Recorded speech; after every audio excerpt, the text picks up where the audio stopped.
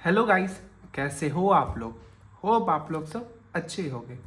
तो इस वीडियो में हम लोग पढ़ने वाले हैं exercise 5B RX Agarwal class 10 का।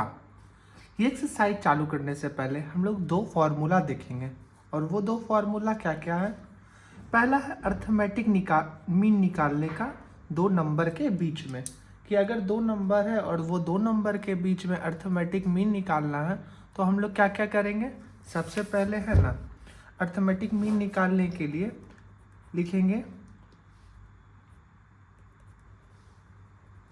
अर्थमेटिक मीन बिटवीन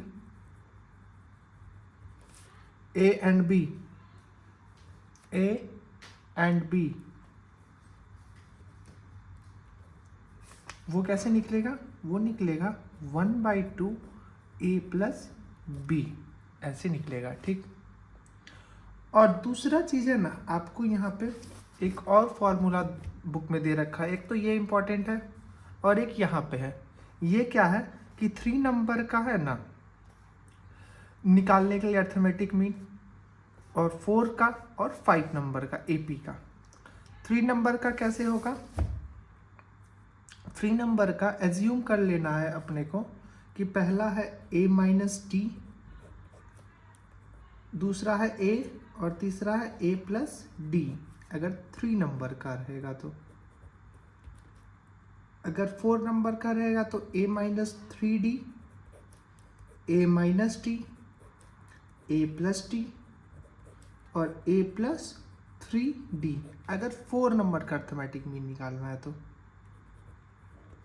और अगर 5 नंबर का निकालना है तो लगेगा a minus 2d, a minus T, a plus T और a प्लस 2d। ये अपने को एज्यूम करना है। इसका एप्लीकेशन आगे हम लोग सीखेंगे। इससे पहले है ना, पहले हम लोग एक्सरसाइज सॉल्व करते हैं और जहाँ पे भी इसका काम आएगा वहाँ पे मैं बता दूंगा किसका काम है कहाँ। Exercise 5B। इसी के साथ क्वेश्चन नंबर 1 देखो क्या बोल रहा है। क्वेश्चन नंबर 1 पढ़ते हैं। क्या बोल रहा है कि determine k so that 3k minus 2, 4k minus 6 and k plus 2 are 3 consecutive term of an AP। ये बोल रहा है कि k का वैल्यू निकालो अगर ये जो 3 टर्म दे रखा है 3k माइनस 2 और 4k माइनस 6 और k प्लस 6, 3 कंजिक्यूटिव 3 लगातार टर्म है एक AP का। अब देखो कोई भी एक AP हम लोग लेते थे तो क्या रहता था 2 4, तो आगे क्या आएगा 6 आएगा, फिर क्या आएगा 8 आएगा। ये कैसे निकाले हम लोग, ये हम लोग डिटरमाइन किए। डिटरमाइन क्या किए कि दोनों में जो डिफरेंस आ रहा है वो कितने का आ रहा है 2 का आ रहा है। फिर यहाँ से यहाँ तक का जो डिफरेंस आ रहा है वो कितने का आ रहा है, वो भी आ रहा है 2 का। फिर यहाँ से यहाँ करके 2 मतलब जो हम देख रहे हैं कि ना हर एक दो टर्म के बीच में जो डिफरेंस आ रहा है वो इक्वल आ रहा है। तो ठीक है, तो इसी में इसी तरह है ना, यहाँ पे टर्म दे रखा है 3k माइनस 2, 4k माइनस 6 और k प्लस 2। मतलब कि इसको और इसमें अगर डिफरेंस निकालेंगे इसका और इसका, तो इसको d1 मान लो, वो उतना ही डिफरेंस होगा जितना इसका और इसका निकालेंगे। ये d2 हो गया, मतलब d1 जितना होगा उतना ही d2 होगा। ये क्वेश्चन ऐसा अपना बोल रहा है। ठीक। अब d1 निकालो, d1 कितना हो जाएगा 4k minus 6 minus 3k minus 2। ये बराबर किसका होना चाहिए, इसके k प्लस 2 और 4k माइनस 6 के। तो ये हो जाएगा 4k माइनस 6, ये माइनस 3k और ये माइनस 2 था, तो ये हो जाएगा plus 2 equals to k plus 2। और यहाँ पे भी क्या होना चाहिए, माइनस आना चाहिए, माइनस। यहाँ पे भी माइनस 4k और ये माइनस प्लस प्लस 6 हो जाएगा। मतलब इसको हम लोग पहले इससे घटा देंगे, जितना आंसर आएगा उतना ही आंसर आएगा इस थर्ड टर्म को अगर सेकेंड टर्म में घटा देंगे। सेकेंड टर्म को फर्स्ट टर्म में घटा देंगे और जो आंसर आएगा वही आंसर आना चाहिए जब हम लोग थर्ड टर्म को सेकेंड टर्म में घटा देंगे। अब देखो 4k माइनस 3k, तो क्या आएगा k, और -6 plus 2 -4 equals to -4 plus k -3k, और +6 + 2 +8, ये किधर भेज दो, k + 3k इक्वल टू 8, ये माइनस का 4 था +4, तो 4k इक्वल्स टू 12 हो गया। देयरफॉर k का वैल्यू जो निकल के आ गया वो आ गया 3, और यही तो अपने को फाइंड करना था, k का वैल्यू, और k का वैल्यू निकल के आ चुका है बहुत इजी तरीके से।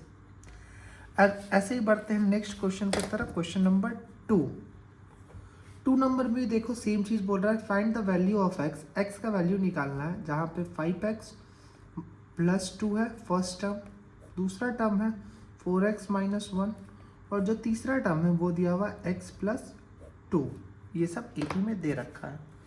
तो अगर हम लोग है ना D1 जो आएगा, इसको अगर इसमें घटा देंगे तो आएगा D1, वो बराबर होना चाहिए, इसको इसमें घटा देंगे जितना D2 के, यही सेम एकदम डिट्टो सेम क्वेश्चन है पिछले क्वेश्चन का, बस नंबर चेंज है, तो वही कर दो। सेकेंड टर्म लिखो, उसको फर्स्ट टर्म में घटा दो, 5x + 2, और सेम चीज़ यहाँ भी करें, इक्वल्स टू थर्ड टर्म लो, उसमें सेकेंड टर्म को घटा दो,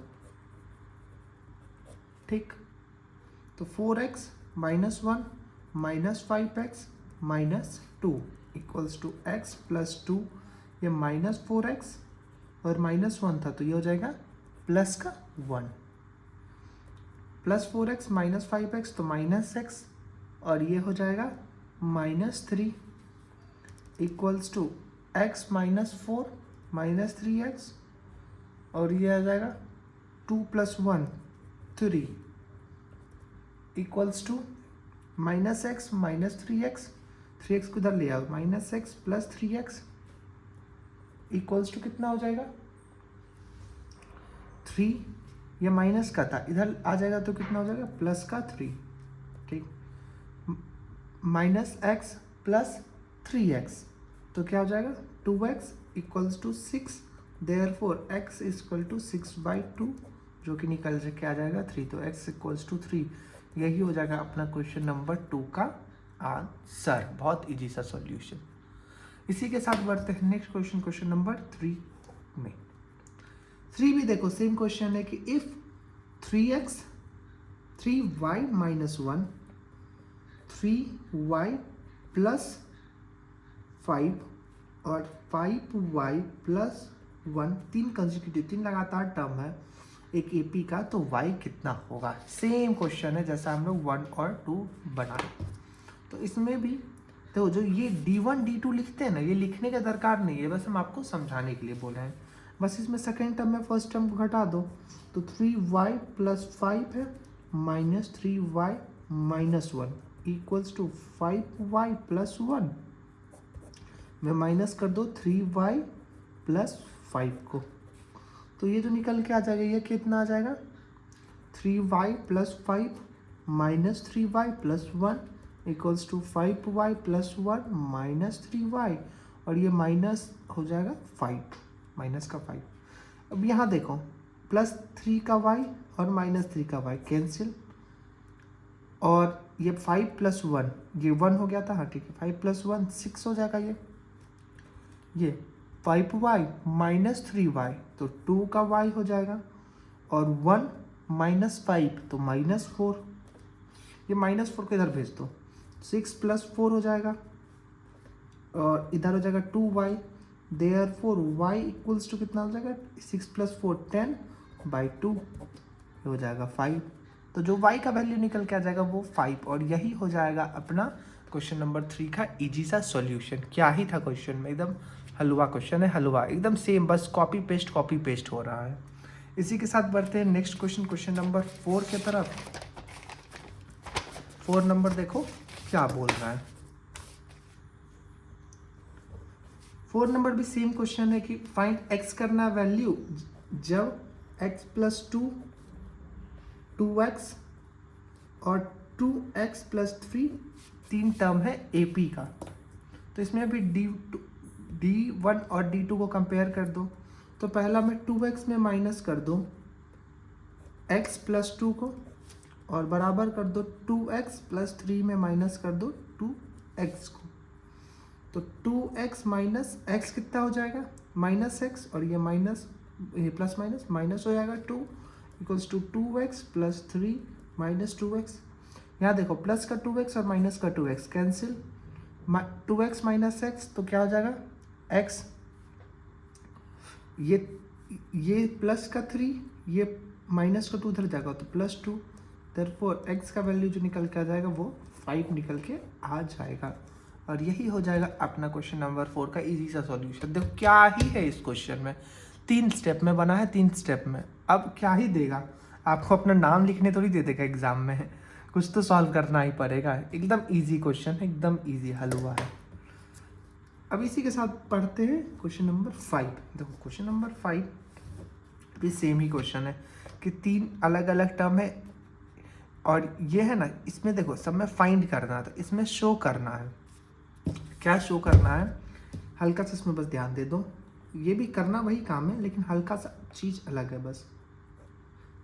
a square plus b square और a प्लस बी का होल स्क्वायर, ठीक।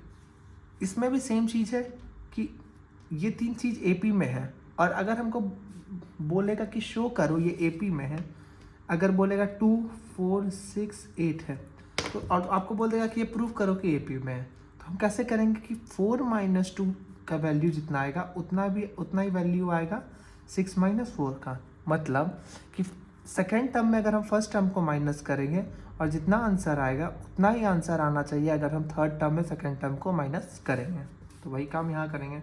पहले सेकेंड टर्म क्या है, प्लस बी स्क्वायर में फर्स्ट टर्म को माइनस कर दो, a प्लस माइनस बी का होल स्क्वायर, और उतना ही अगर आंसर आता है थर्ड टर्म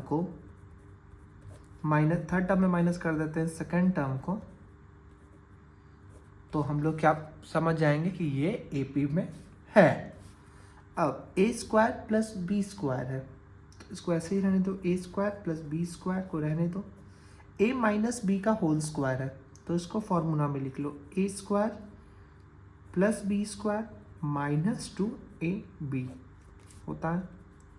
यहाँ पे a स्क्वायर छूट गया, और यहाँ पे भी हो जाएगा a square plus b square minus a square, 1 minute कुछ गड़बड़ी हो गया है क्या, थर्ड टर्म आना चाहिए, नहीं, थर्ड टर्म क्या है अपना, a प्लस बी का होल स्क्वायर है ना, तो यहाँ पे ये आना चाहिए, यहाँ पे सही कर लो। a प्लस बी का होल स्क्वायर क्या हो जाता है, a square plus b square और प्लस 2ab, और माइनस क्या हो जाएगा, माइनस a स्क्वायर, और ये प्लस का बी स्क्वायर था, ये भी माइनस में है तो माइनस का बी स्क्वायर हो जाएगा। कैसे हो गया माइनस का, ये देखो आगे साइन था माइनस का तो दोनों प्लस में था, तो दोनों अब क्या चीज़ में हो गया, माइनस में। अब a square plus b square, यहाँ भी साइन चेंज कर दो तो माइनस का a स्क्वायर हो जाएगा, ये हो जाएगा माइनस का बी स्क्वायर, ये माइनस का 2ab था तो ये अब क्या हो जाएगा, प्लस का 2ab इक्वल्स टू, यहाँ पे क्या क्या था, a square plus b square plus 2ab minus का a स्क्वायर और माइनस का b इसका स्क्वायर। अब याद देखो, प्लस का a स्क्वायर और माइनस का स्क्वायर कैंसिल, प्लस का b स्क्वायर और माइनस का b स्क्वायर कैंसिल, क्या बचा, 2ab बचा, इक्वल्स टू प्लस का ab और माइनस का प्लस का a स्क्वायर और माइनस का स्क्वायर कैंसिल, प्लस का b स्क्वायर और माइनस का b स्क्वायर कैंसिल, क्या बचा, 2ab। मतलब कि अगर हम लोग सेकेंड टर्म में फर्स्ट टर्म माइनस करते हैं तो जो आंसर आता है वो निकल के आता है 2ab, और वही आंसर निकल के आता है अगर हम लोग है ना माइनस करते हैं थर्ड टर्म को सेकेंड टर्म। तो इसका मतलब आ गया कि दिस इज इन AP, ये हमको शो करना था और हम ये शो कर चुके हैं।